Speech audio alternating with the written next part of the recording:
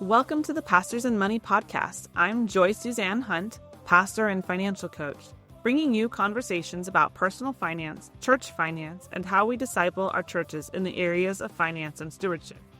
You can find the episode show notes and more at pastorsandmoney.com. And here's the show.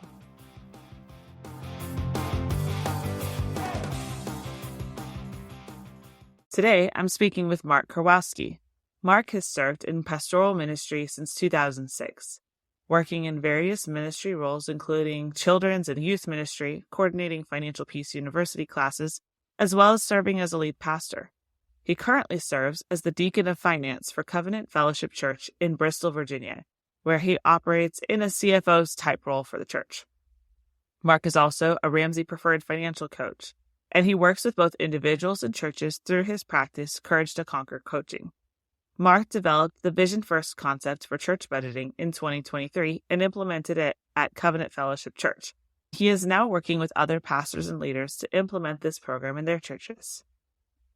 In the business world, Mike Michalowicz has written a very influential book called Profit First, which provides a practical framework to help businesses go from starving to profitable through their budgeting. Mark and I have both been inspired by the Profit First framework, but Mark took it a step further and started thinking about how these principles would work in churches and ministries. After all, we're not trying to make a profit, not a financial one at least, but we are trying to make a profit, right? We're trying to produce fruits, to go and make disciples, and to participate in the mission God has given our individual churches and organizations.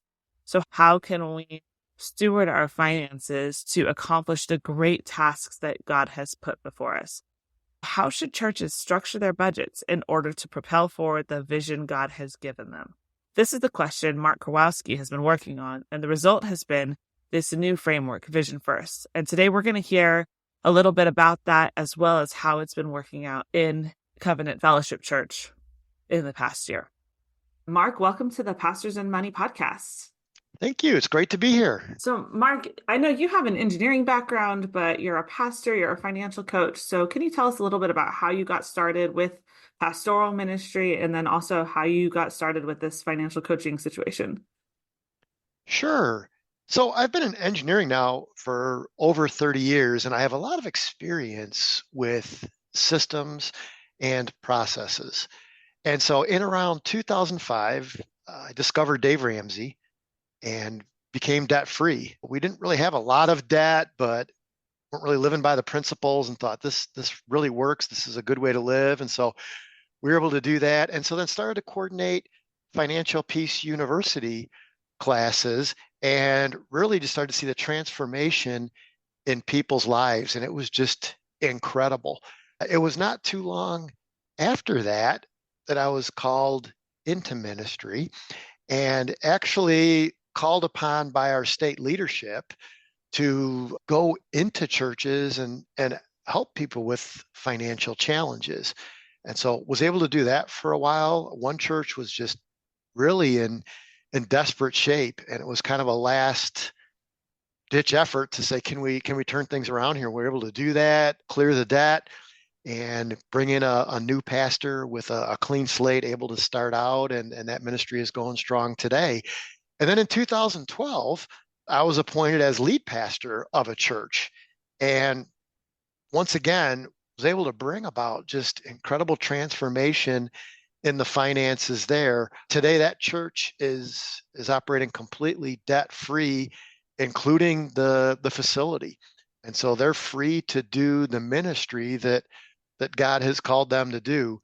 The great thing is this was a small town in Michigan, and continue to do Financial Peace University within the community there.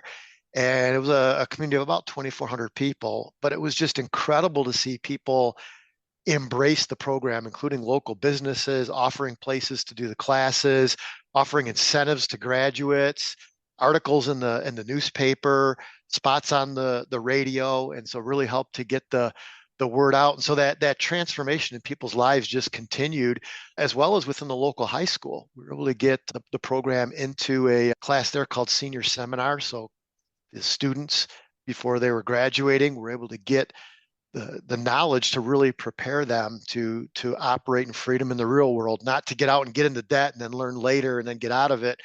Trying to get them that knowledge to do things right from an early age and start early and build wealth. And that program is once again still running in that high school to this date, and that's been about 10 years now. So in 2017, my family moved to Bristol, Virginia, and in 2018 decided to go through financial coach master training with Ramsey Solutions and become a coach to be able to work with people on a more personal basis to help them walk through their unique challenges. And I feel now as a coach, I'm better equipped to provide encouragement, accountability, and tools as people work to plan towards financial freedom. That's so much fun. I love how you shared with that small town church how this financial journey for the church and for the people in the church didn't just impact the people attending that church. It's really been able to impact that entire community. That's pretty powerful. So, can you tell us a little bit about what your current role in the church is and the work that you're currently doing? Absolutely. It's interesting how I met with some state leadership before we were called to pastor the church in Michigan. And the overseer said, you really need to be like an elite administrative role in a church. That's where your strengths seem to be. But it seems like those opportunities a lot of times just aren't available or the churches aren't ready for that. And so when we made the move to Virginia, some of it was by faith and wondering really where God was leading us and what I was going to do. And God ultimately worked me into the role in our current church, kind of in like a CFO role where I'm responsible for all of the finances at Covenant Fellowship Church in Bristol, Virginia. And this includes just putting all the policies in place, procedures, reporting, and budgeting.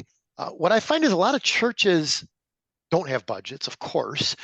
Some do, but they're not really sure how to. They kind of have a plan, but maybe they struggle to stick with it and make it work. And they either continue with that or maybe give up because they feel it, it's just not working for them. And what I've been able to do over the years is figure out, okay, we need to get something in place that is easy to do and will work for the future. And so I've been able to now kind of get into what I would call my strengths and do that here at Covenant Fellowship. And we're really seeing the fruits of that. What are some of those fruits that you're seeing? First of all, people recognizing the accountability. We just had a church business meeting and just kind of went over key metrics. A lot of times you say, here's what our goals are and here's what we're going to do. And then when you can come back and say, we hit these goals and here's how, that's just been incredible through ministries, because what we're doing is not just trying to operate the church on an overall budget, but drive this down into each individual ministry and say, here's your allocation. Well, in fact, we're asking the ministry leaders to come in and say, what do you need to run your ministry and why? Then we look at it on the big picture and allocate the budgets to the ministries and then train and teach the ministry leaders how to manage their budgets for their ministries. And God's blessing that and just bringing growth and fruit within the ministries, within the church, and then continuing to pour into the people. I think when people see the leadership in the church embracing this as they're facing challenges in their lives, it makes them more open to receive that guidance as well for the finances in their lives. I also believe that in doing this, not only does it bring financial freedom, but I have seen as people get their finances in order, get on a plan, and start following really the principles outlined in Malachi 3:10, where God says that he's going to open up the storehouses of blessings, that those blessings come in many varieties, not just financial. We've seen just deliverances, healings, and just people's lives getting changed in just a powerful way. I know that was my experience as I learned to steward the finances that I have better. And as I started being obedient, for me, the process of getting out of debt, I saw not just, like you said, the financial freedom, but I saw changes in my mental and emotional health and my physical health and in my friendships and relationships. But this was like a catalyst for all of those other pieces because money touches everything, doesn't it? It really does. And it's amazing. And we don't realize that. But then when you sit back and think about it, you're like, wow, this actually makes sense. Right. So, why do you think that church budgeting is so challenging for people? I think one challenge is people really don't understand budgeting and they think it's overwhelming and don't realize that it can be done in a simple way. I think they get, like I said, just overwhelmed, maybe frustrated. And I think another challenge is that, churches have irregular income. And I've heard this in churches as well as businesses and people saying, well, I can't do a budget, I can't do a plan because I don't know what's coming in. And once again, I think when I'm teaching the budgeting, I take these challenges and I like to collect them and say, okay, how am I going to bust these myths? Because I think the way God wants us to do it is say, well, okay, here's what our vision is, here's what we need to achieve that vision. And then God brings what you need to do that. So you don't have to worry about the need because God says he'll provide for our needs, but he wants us to step forward in faith with a plan. And I think that's where people, struggle is getting that plan in place.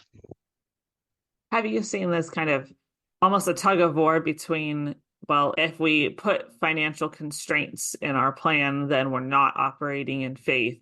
But then Mm, if we don't, then we're not managing well or not stewarding well what we've been given. Have you seen that struggle? I have. And what the way I look at it is I define it a little bit different is maybe not a struggle, but a tension. And I think it can be a healthy tension if managed properly. And so once again, that accountability has to be first and foremost. It's got to be there. But that's the challenge. But I think the nice thing about the church budget is that there is the faith component. And this is where the vision part comes in. Because when you're operating to vision and you believe that God's provided that vision, that then he will provide the funds to fulfill that vision. And so when you're operating that way, there are steps of faith, but then you also need that plan. God doesn't want us to just sit there and say, okay, we're waiting on you, God. We need to move. And that's the one thing I saw with the church we're at now is they've seen growth over the years, and every step to like a new facility had a level of faith in it, saying that we are growing, we're expecting to continue to grow. And so we need to make this move to support and sustain that growth. And we just made another one of those decisions actually here recently. And so that's where I think the faith component comes in, but we also have a plan to back that up. And we have, as we teach in, budgeting for people in other areas, an emergency fund, because an emergency is an unexpected event. And in this world, those things happen. And so then you have that to help cover things that maybe come up along the way that you're not anticipating that help your plan continue to move forward. So you and I spoke before. We talked about the Vision First program that you're working on. So can you tell us what Vision First is and how it can help our churches?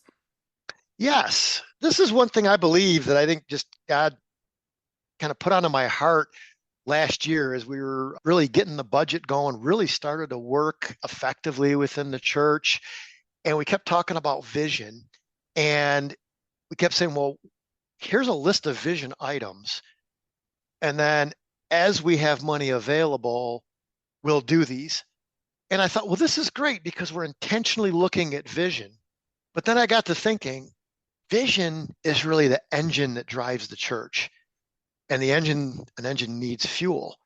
And we're looking at this and saying, well, if we have funds available, so we're going to have for the church income is tithes and offerings, and we have to cover your church expenses, your ministry expenses, you're doing all that. And then we're saying, well, if God brings more, we'll put it to vision.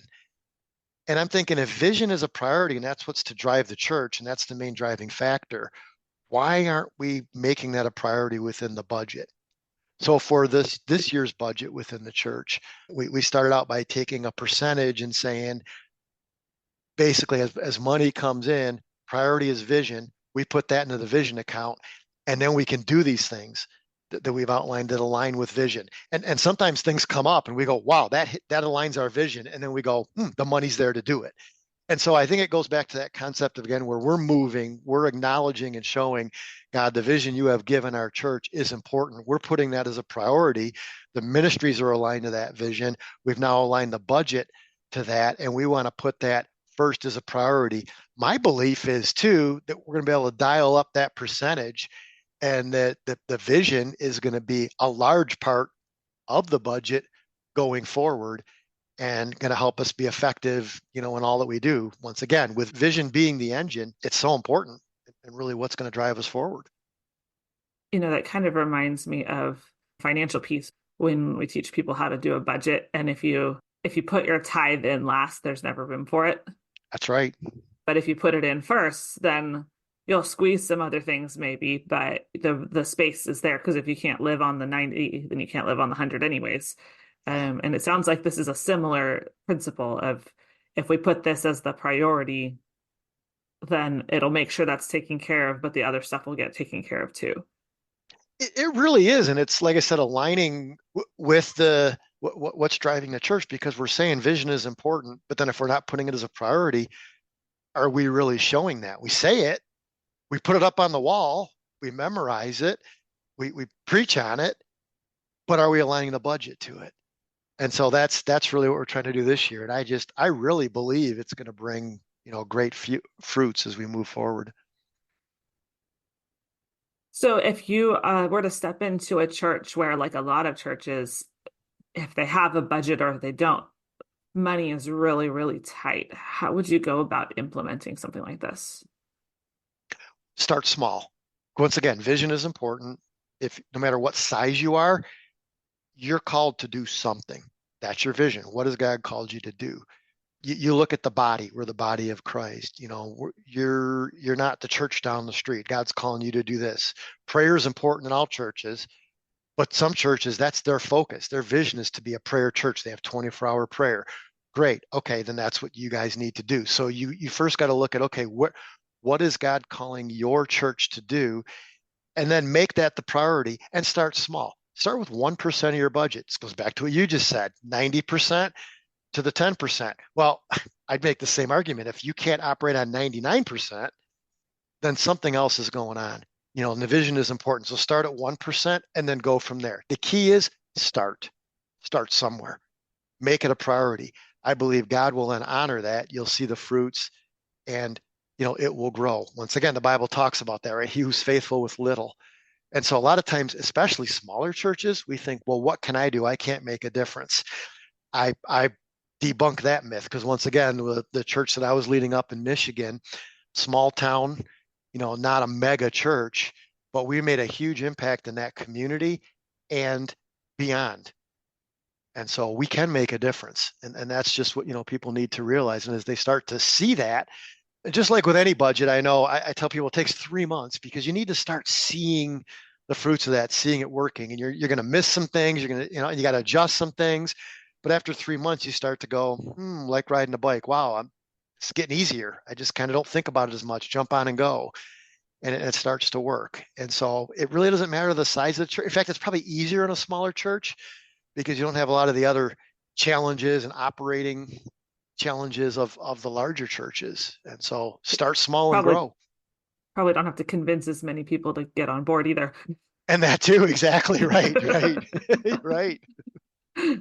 Great point. So what are if we're to think of some examples of how that might practically look? So, you talked about like some churches want to have a specific prayer ministry or things like this that are part of their vision. So because some things are going to be normal operating expenses, and this is really like space to grow into the things that are in our vision, correct? Oh, exactly. Right, right. But the point is you're putting it as a priority, and then you grow Mhm. into it. Exactly. So like if a church, they've got a heart for youth in the community and they want to be able to hire a youth pastor, this could be setting aside to be able to start that kind of a thing up. Absolutely. Absolutely. And once again, we're believing God gave that vision to the church. God will fund that vision, and then it will happen. But this is like so the church taking the step forward, and there's the Mhm. faith component as well to do that. And then God meets you there and funds that vision that he's given you, and then you move forward. And you don't stop, right? Because like you said, you Mhm. got the youth pastor, and then God might say, okay, but you're going to reach the youth in the community, and you're going to build a community center or whatever. But you gotta start and build, right? And so if you don't start somewhere, you can't get to that big vision, because we serve a big God. And sometimes he'll do Hmm. big things even through small ministries. I've seen it. That's right. So, how might this look different in a big church versus a small church? I think the concept looks the same. You have more people involved, like you said. You definitely have more operating expenses, but to me, it's just all scaled. And Hmm. so God's called, once again, every church. I think bigger churches, honestly, may have, let's say, more resources available, and maybe they're just not prioritizing it right. And so if you kind of do it this way, they might find they're able to fund more of the division even more upfront by making it, a priority rather than kind of the leftovers or afterthought if available. So, I know you've been implementing this in the church that you're at right now. So, how do you communicate this idea to the congregation and to your leadership? That's important. First, you start with the leadership. You do need to get people on board. Like I said, I believe this is something that, God gave to me. I brought it to the lead pastor. We brought it into the board, and everybody's like, yeah, this makes sense. And so we put it in the budget. We approved the budget. And then in the church meeting, we brought it to the church. And I think we always talk about how important the vision is. And everybody, I think, was quite excited to see that we were actually putting some fuel behind it now. And so uh, people are on board, people give to it. And I think that's how you see the support. I mean, you see more buzz around the vision. And then I think what you do is you advertise things as you're fulfilling it and say, okay, look what God's doing so people can see it. And then I think that helps really gain momentum and get people more on board. What that helps with, we talk about church growth and we talk about numbers, and numbers are important. Like I said, I'm an engineer as well. I love numbers. I look at numbers. But to me, healthy growth means spiritual growth. People are growing. You're discipling people. You're creating disciples.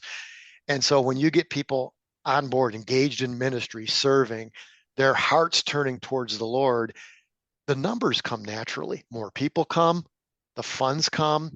You don't worry about it. You hear Dave Ramsey says this.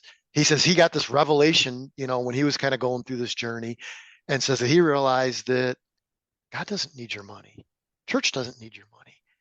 What God is after is your heart and people that get it. And I think as you do this and people see that, look, yeah, we need money to operate, but we're not focused on that. We're focused on real transformation in people's lives. And then the rest just falls into place. And that's, I think we're seeing more of that by approaching, this way. I think, a lot of churches start off the year talking about vision. I know my church, we're, praying over our vision even in our small groups from week to week. And Mm-hmm. so I love the idea of being able to pair that with, okay, and this is the finances that are going behind that vision. That's pretty neat.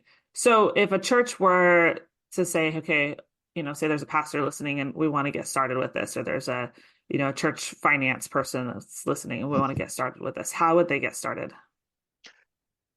That's a great question. Our pastor is the leadership within our district and our area, and he's telling other churches he knows are having challenges. You need to talk to Mark. He can help you get this in place because this is really working at our church. And so it's that thing again, right? Where something works, word gets out. And so I've already had consultations working with other churches, helping them outline their budget. The key is though, you got to start at the beginning. You can't put vision in your budget if you don't have a budget. So we start with saying, okay, what are the things that you want to do? Where are you currently at? Do you have debt? The borrower is the slave to the lender. We want to work on that along the way, but we don't wait. I mean, you could start funding the vision right away, start at 1%, but okay, we got to get rid of this debt along the way as well. And let's make sure with it, you have a plan for your operating expenses for your ministry. So we get that plan in place, the process in place. Okay, depending on where the church is, do you need monthly budget reviews, quarterly budget reviews? So I work with the church clerk, with the pastor, with the board, and saying, because churches, they're all a little bit unique. So I get in there and try and figure out their DNA, their culture, but then just bring those processes in and get a budget that works. What I tell people is budgeting is not an option. You have to do it. People say, well, it doesn't work for me. Well, it's your plan. It has to work. So if it's not working, then let's change it. People get hung up on tools. I don't like this tool. I don't like that tool. Let's find one that works. If you want to write it out with a pen and paper and that works for you, that's fine. That's great. Doesn't matter as long as you're doing it. So we get a budget in place that works. Like I said, it's going to take a few months, and then we start, aligning that. And once again, from the very beginning, make sure that vision is included in that budget. And so that's where I'm already starting to work with some other churches in our area to help them get it in place for them as well. I could see, even you mentioned paying off debt, that being debt free could become something that fuels the vision too. It helps. It helps because now that money that you're using for debt could go directly to vision Mhm. for Just gives sure. you so much more margin in that budget when it's done. It really does. And I want to be just open and honest with you. So I said I pastored, and I really believe that's why God took me to lead pastor. Like I said, I don't really believe I was called to do that long term. I think the role I'm in now is really where I was called to be, as that church leader said many years ago. But I think God took me through that to say, okay, you've been in that position. Now I understand better the challenges pastors are dealing with. I can say I've been there, I've walked through that, and I've overcome it. Pastors are not immune to pride. Mhm. And here they want their congregation to be free. They want people to walk in the freedom that Jesus has given us. And praise God for what Jesus did. We have that ultimate freedom for what he did on the cross, and that's for eternity. But we have to navigate this world, and we can walk in freedom in this world as well. And God gives us the key in his word how to do that. There's 2,000 verses on money. So if it wasn't important, he wouldn't talk about it. And that's for us to operate in this world. And I think pastors, they're challenged because they want their people to do that, yet they're struggling. The one thing I've seen, and I've had pastors tell me this, and I've realized it through the ministry trainings I've gone through, is they don't teach about finances. And Mhm. so I'm like, well, somebody needs to.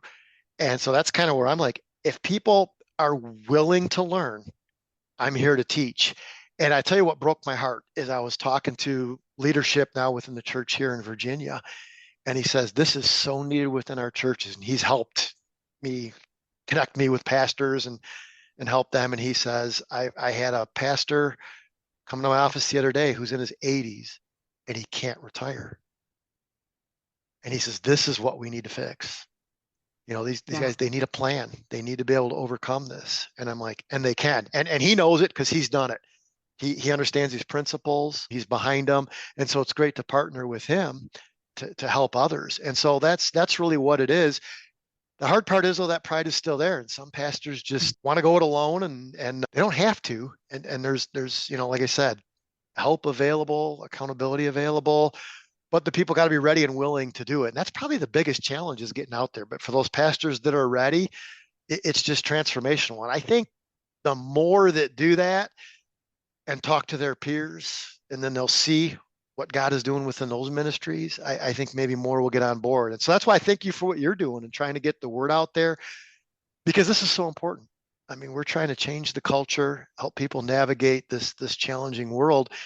It's all about debt. I mean, it's Yeah. marketed to us everywhere we turn. The government promotes it, and people just accept it as a way of life. And it doesn't have to be. Jesus came so we could not just go to heaven someday, but so we could have abundant life here. One translation says to live life to the fullest. It doesn't say except if you're a pastor. Right. It doesn't. And how are we supposed to use marketing terminology? How are we supposed to sell people on that abundant life if we're not living it? Yeah. And that's it. And I think a lot of pastors desire that, but they'll admit, many of them I've worked with said, this is great. I haven't ever been taught this. So I think the big Mhm. issue is they're just like, I just didn't know this. They want to do what's right. The one church I told you that I went in and had to kind of fix some of the challenges that were there, the pastor that was there was a great man of God, loved the Lord, was just doing great things. And I think just didn't have this knowledge on how to operate financially, healthy. So And it's just there a was no shame. And class so, for that when I was in no, seminary. no, no. And from what everyone I'm talking to today, it's still not there. And it's such a big need and talked about so much in scripture. So I don't know how to change that, honestly. But what I can do is say, well, okay, they may not teach it there, but you can learn it here. I'm available and let's do this. And start one at a time, and maybe multiplication effect and just get the word out there and more will catch on because the need is huge. The need is definitely out there. And I just love these kind of conversations because, like you, I am passionate about seeing healthy churches and healthy pastors, because that's what's going to get the gospel to the people that need to hear it, and it's contagious. And so if we can just have more and more of these kinds of conversations out there, maybe the next generation will have a little bit of different experience. So before we wrap up, do you have any final thoughts that you would like to share? Yeah, first of all, I want to thank you for your passion to get out there and get this message out. I really believe that, God connected us. And I really believe in that great things are to come. This is just the beginning. The need, as we just said, is so big in our world today for this knowledge. And the church is just a great place to meet people where they're at, offer hope. People come in, they're hurting, they need this hope. We have hope in Jesus for eternity, which is the greatest gift we can ever receive. But people also need hope to navigate the challenges of this world. And one of the biggest challenges is with finances. And so I think this is such an important area, and we're going to impact people through this. I believe that the word's going to get out and lives are going to be changed in ways that we can't even imagine. So I'm excited about what God's doing. Yeah, we get to be a part of something really incredible. And And I'm so excited. I Let's am do too. this. Yeah. Yes. It's only the beginning. God's going to be doing great things through this. I believe it. So where can people connect with you online and find out more about the work that you're doing? Best way is to go to my website, and it's www.ramseycoach.com/courage to conquer.